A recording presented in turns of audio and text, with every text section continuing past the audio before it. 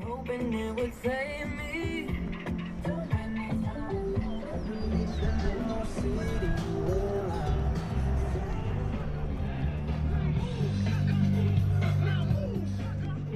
Okay, I keep a weapon, heavy metal like Led Zeppelin.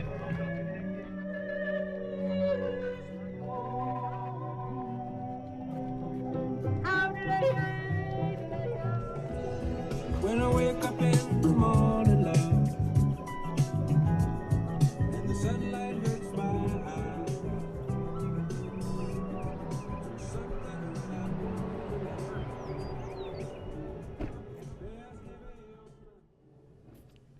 Well, hello, friends. It is great to be with you. My name's Ethan Magnus, and welcome to Summer Playlist. We're having a fun time this summer.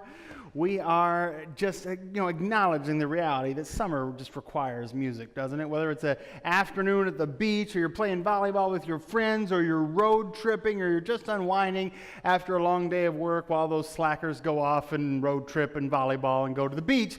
Whatever it is, summer needs music, doesn't it? In fact, all of us need music. God has just sort of made it that somehow songs have a way of helping us say things we want to say and understand things we want to understand. They help us hear the truth and speak the truth in ways we sometimes can't without a song. Which is why I think that the Bible has a bunch of songs in it. There are some songs scattered all throughout the Bible, but right in the middle of the Bible, we have a whole book of songs.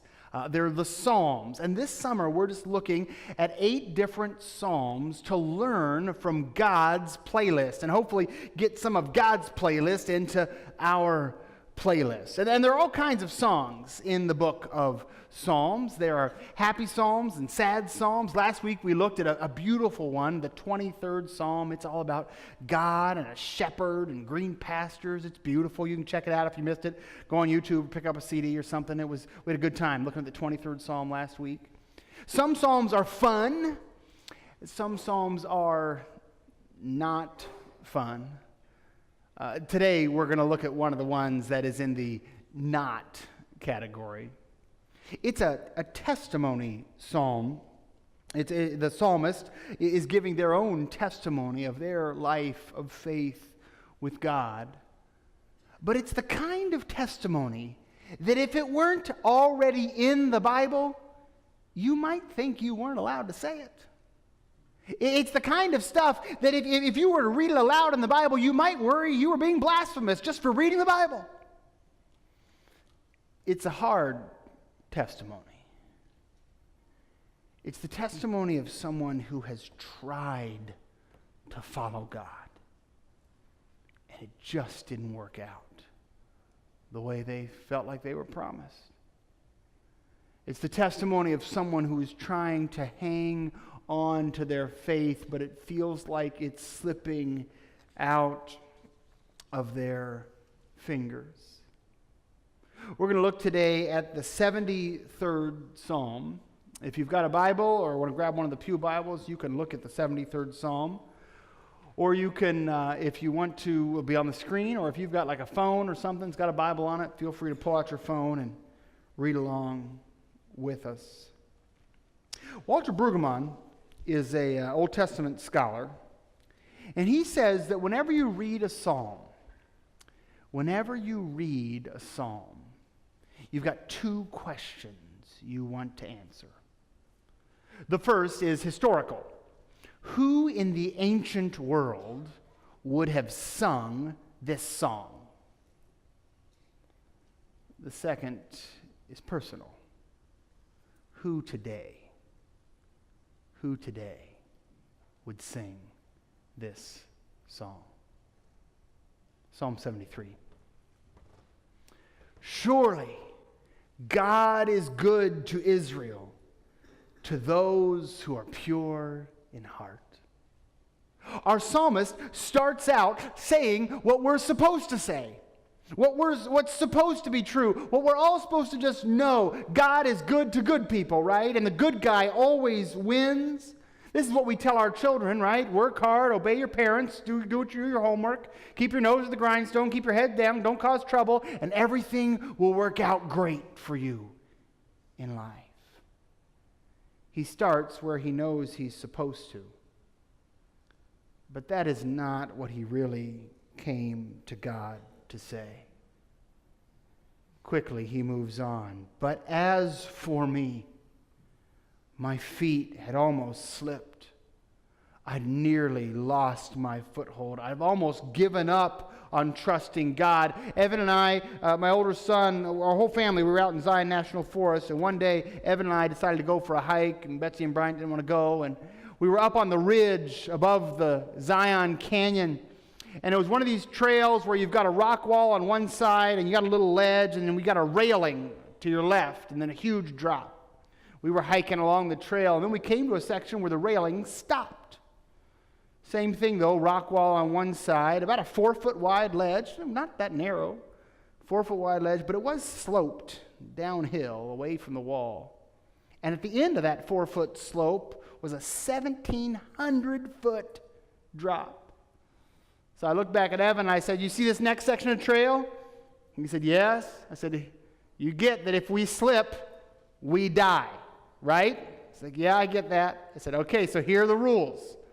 Don't slip and don't die. These are the rules."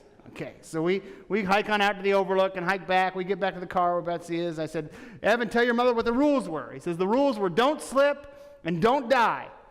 And she looks at me like, "Were those rules really necessary?" I was like, "Oh yeah, they were seriously necessary rules.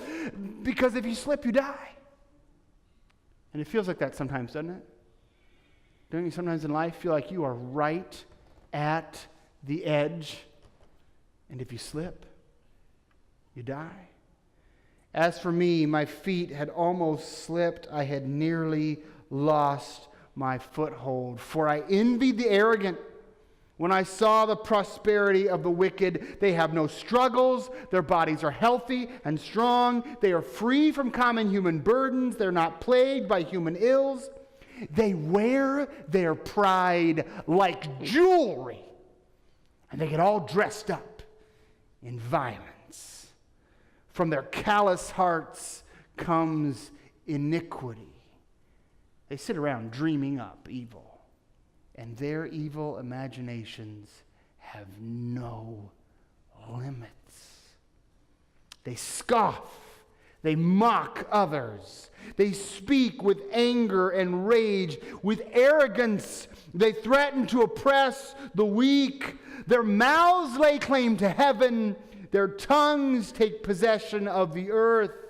And you would think these rich, awful, wicked people, everybody would hate them, right? Everybody would despise them. But no, look. Their people turn to them and drink up their waters of abundance. They say, "What does God know? Does the Most High, does the wisdom of God really know anything? Does God really have any wisdom?" This is what the wicked are like. Always free of care. They go on amassing wealth. Walter Brueggemann says that when you read a psalm, there are two questions you need to answer. Who would have sung that song in the ancient world? And who would sing that song today? A song about the wicked and the wealthy whose lives are perfect, and they use their wealth to be cruel to other people. They say hateful things and stir up hatred. And rather than be rejected, they have fans. They have a fan club who surround them and give them praise and say, "What does God know anyway?" Walter Brueggemann says when you read a psalm, you have to ask yourself, who would have sung that song and who is singing that song today? It was several months ago. I was talking with someone whose spouse had just left them. They said to me, "Ethan, I know I'm not perfect, and I have messed up in this marriage, but I have tried so hard to make our life work. I've tried so hard to obey God. I've tried so hard to raise my kids in the church. And then they just leave me. And I've got a friend who gave up on God and gave up on the church, and they're fine. And their life is great. Now you explain that. Or a teenager asks a parent, why do I have to follow all these rules? Why does God have so much to say about my sex life? And why does God say I have to follow integrity when cheating would make it easier? And why does God say I have to work hard when there's a shortcut right here? Because my friends, they're not paying attention to any of that, and their lives seem fine. So you tell me why.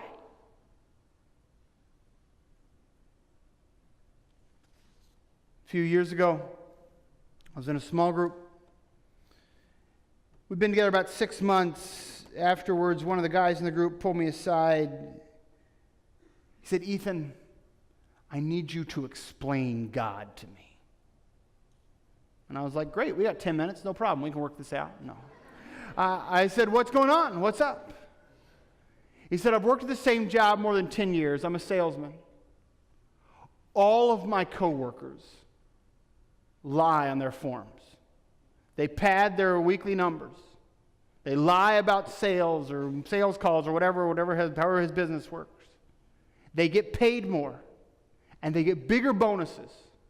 And month after month, I tell the truth, and I get paid less and less, and I'm treated with less respect around the office because they always do better than me, even though they're all lying.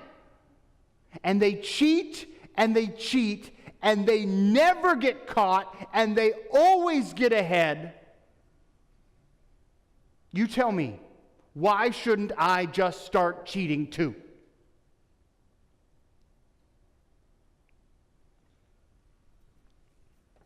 Walter Brueggemann says, whenever you read a psalm, always ask yourself, who would have sung this song in the ancient world?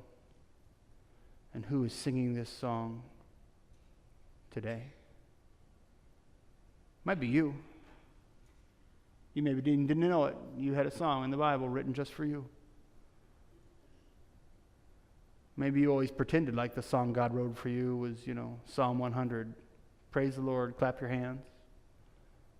But now, for the first time, the song God wrote for you was Psalm 73.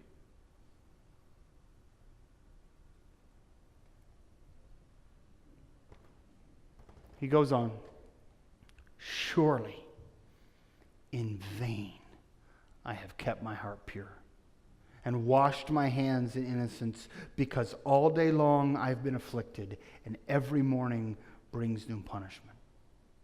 He says, God, it seems to me that this whole thing has been a waste.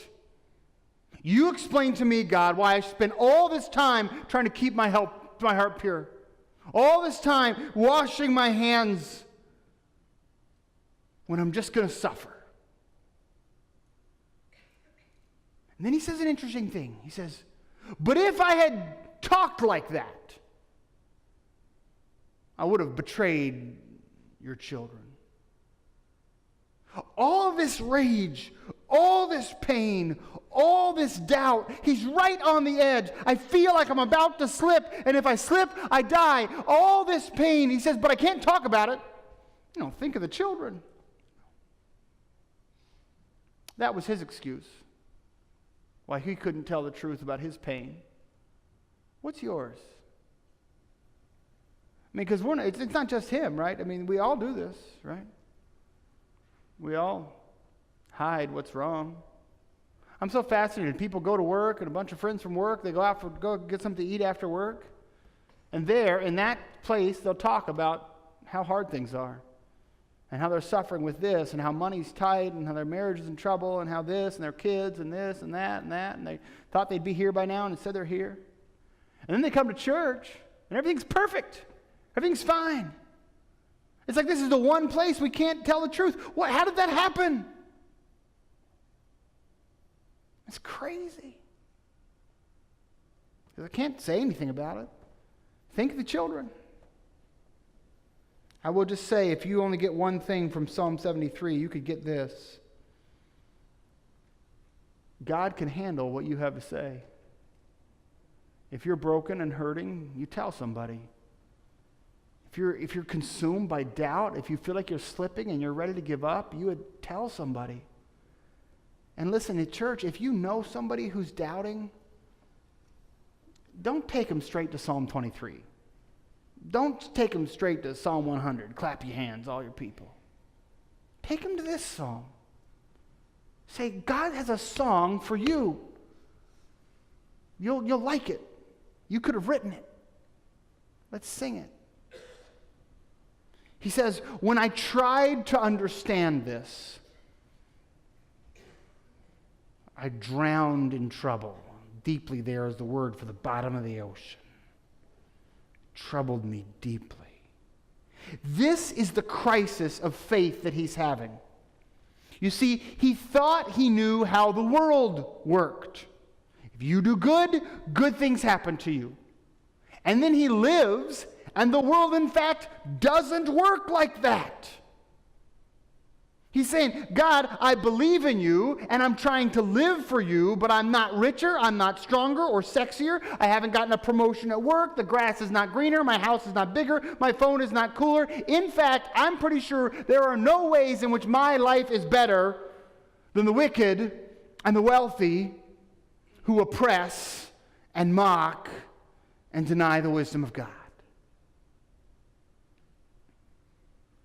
So I'm wondering, what do you do in that moment when it feels like you're about to slip, and if you slip, you die, and it feels like everything you thought you believed, you're ready to question, and it feels like you were ready to despair and doubt, and you've got so much anger? What do? Do you hide? Do you pretend? A lot of us are good at that. We pretend like nothing's wrong. Deny, even to yourself, the pain you're experiencing and the questions and doubts that you've got. Do you run away from the church and run away from your family and run away from God? A lot of us try that. Or do you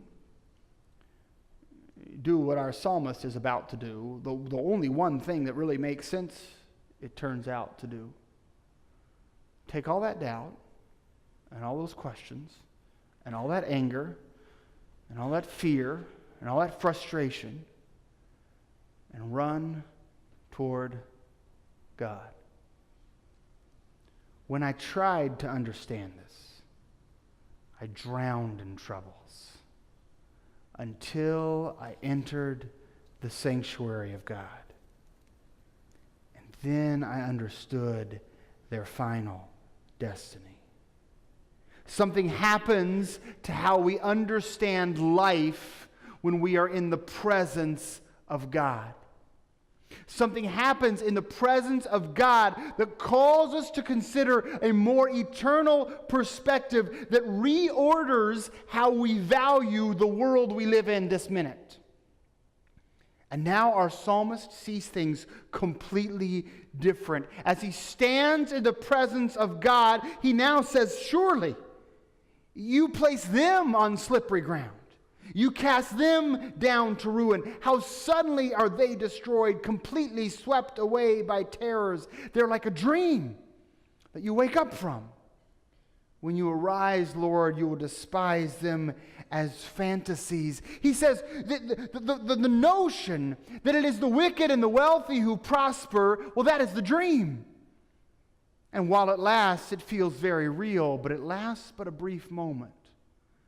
And when we awaken to God's reality, he discovers he wasn't the one on slippery ground after all. It was the wicked and the wealthy, those who do malice and seek to oppress, and those who mock the wisdom of God. Those are the ones that are on the slippery edge, and if you slip, you die. You see, he now is entered into a world where he begins to recognize a reality that before he had never considered. The reality that if you have everything this world offers and you do not have God, then you have nothing that matters.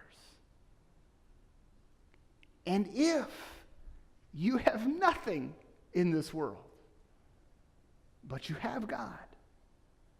You have everything that matters.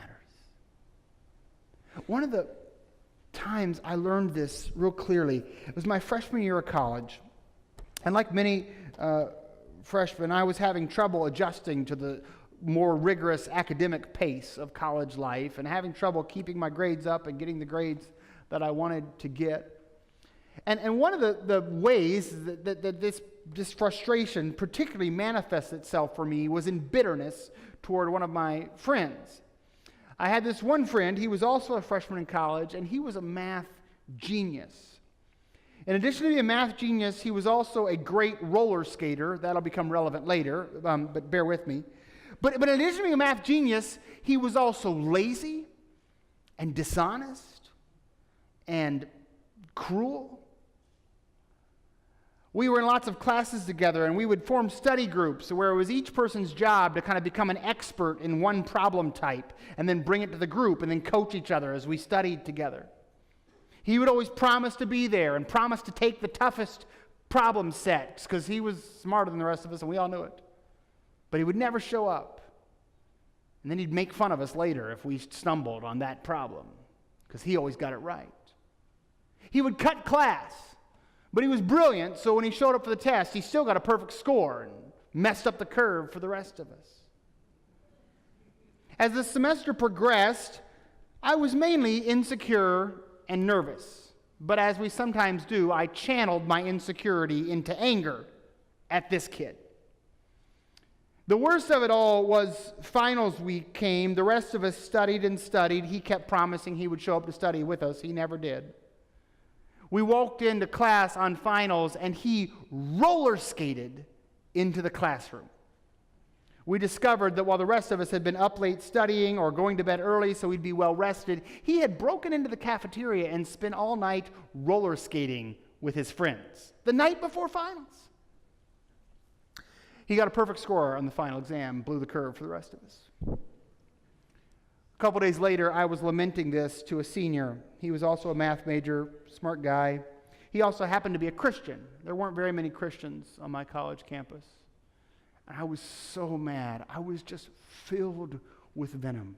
I mean, this guy he was all that. He was wicked, he was wealthy, and he prospered. And everybody praised him for it. The teachers showered him with praise when we knew he was also lazy and dishonest and made fun of us for getting things wrong. It was cruel. I was so mad.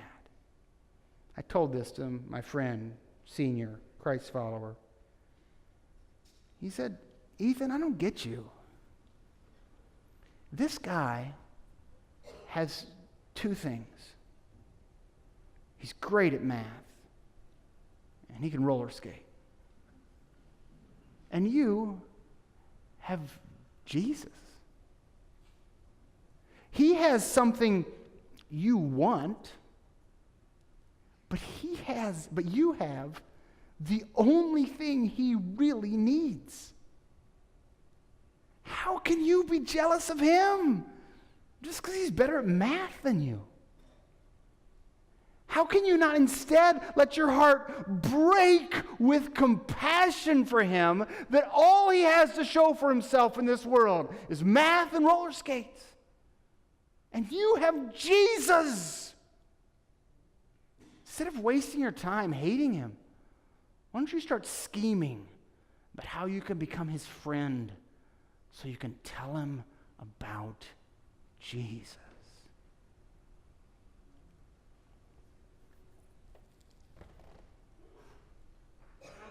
When I thought about it in my own mind, I just could not make sense of it until I entered the presence of God, and then I understood their final destiny. It's in the presence of God that he receives an eternal perspective on this very short life that we live. He recognizes that everything this world offers without God is nothing, and nothing this world offers with God is everything.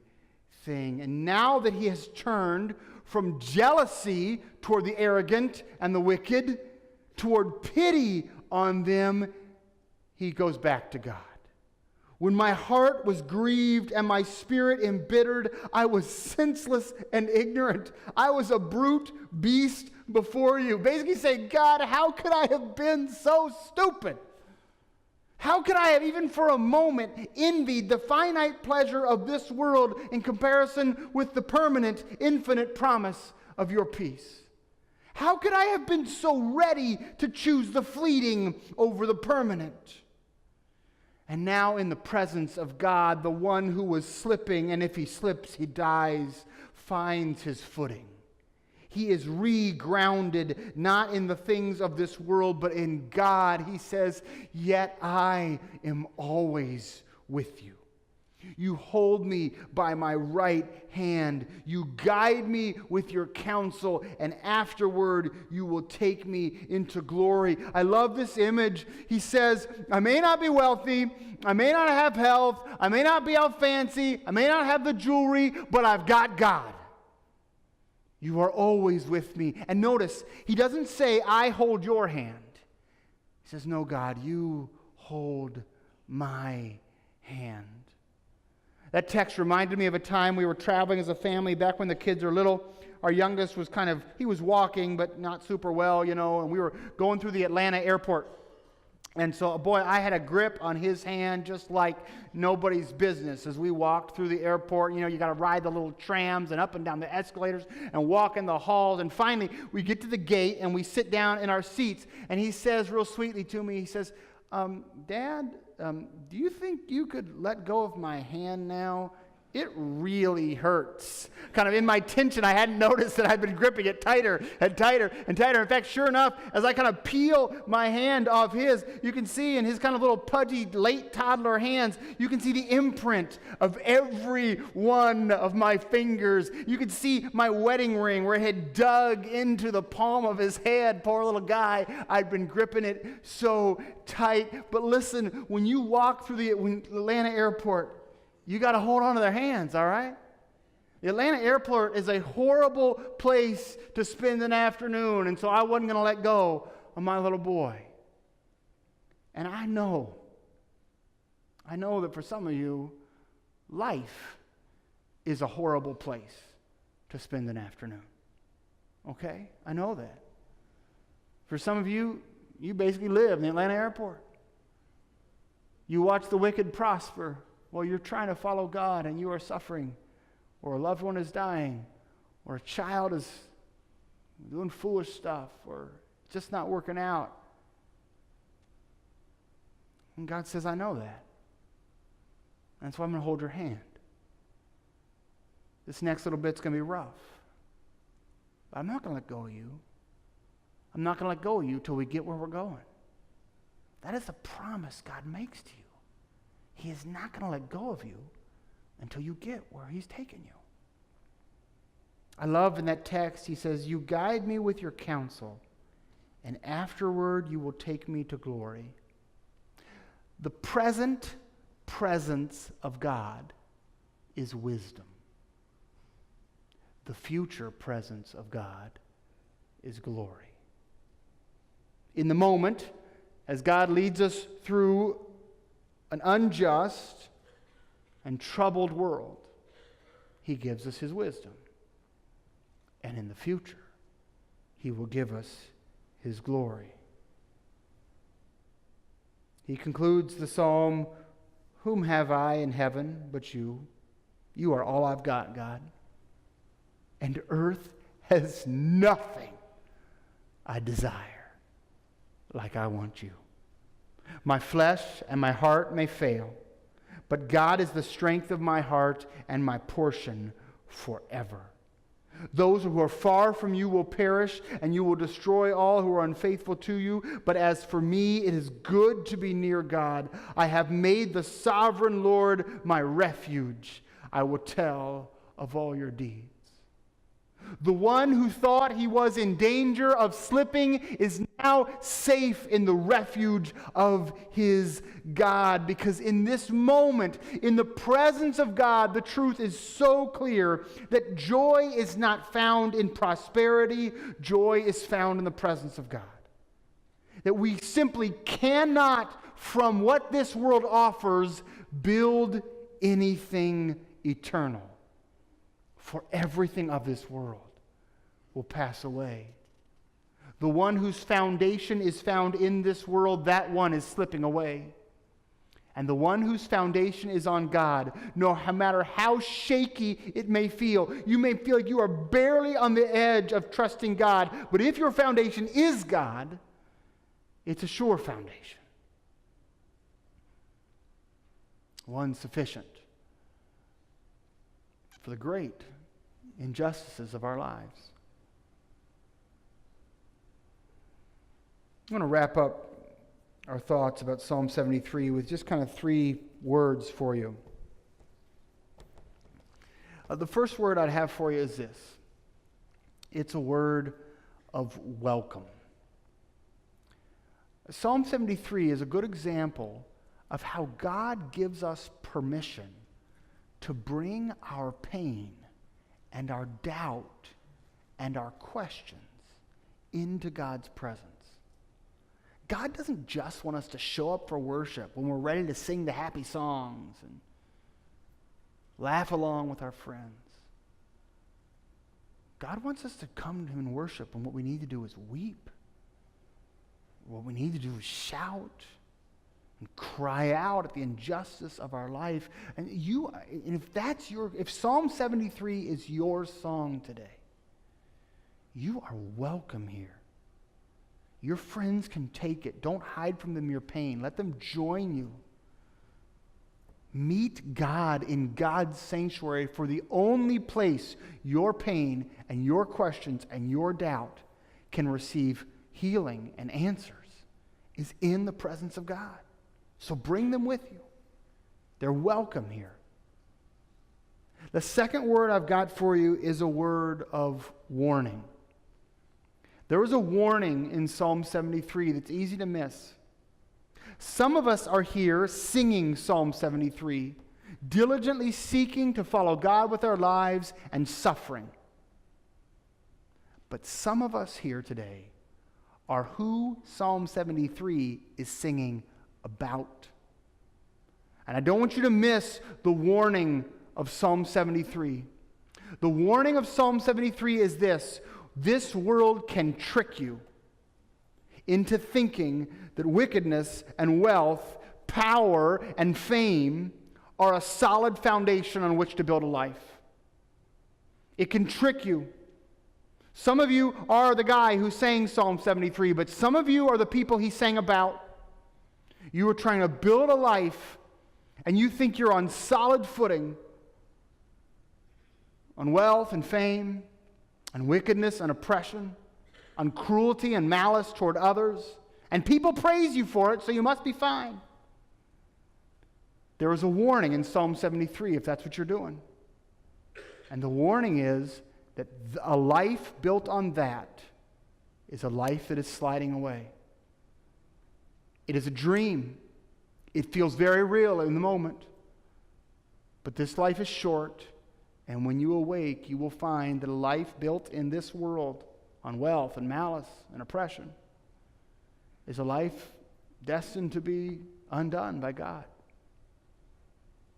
There's a reason Jesus went everywhere he went and told people to repent, because many of us are living lives that will be undone when God's justice comes. A word of welcome, a word of warning. And last thing is a word of waiting.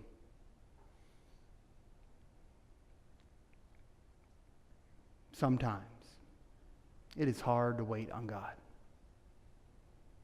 Don't you just think of all the times we wish God would move faster? You know, if you watch a superhero movie, you know how to tell you're in the middle of the movie? The villain is still winning.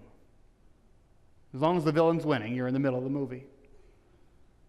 Well, we are in the middle of God's story. And when you're stuck in the middle, sometimes it looks like the villain's winning.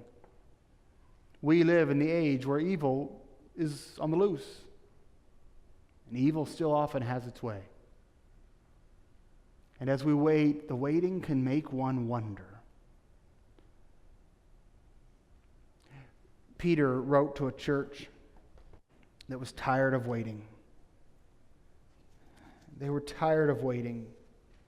They were trying to live right, and they suffered for it, while those who were wicked prospered. And this is the message he wrote to them. Do not forget this one thing, dear friends.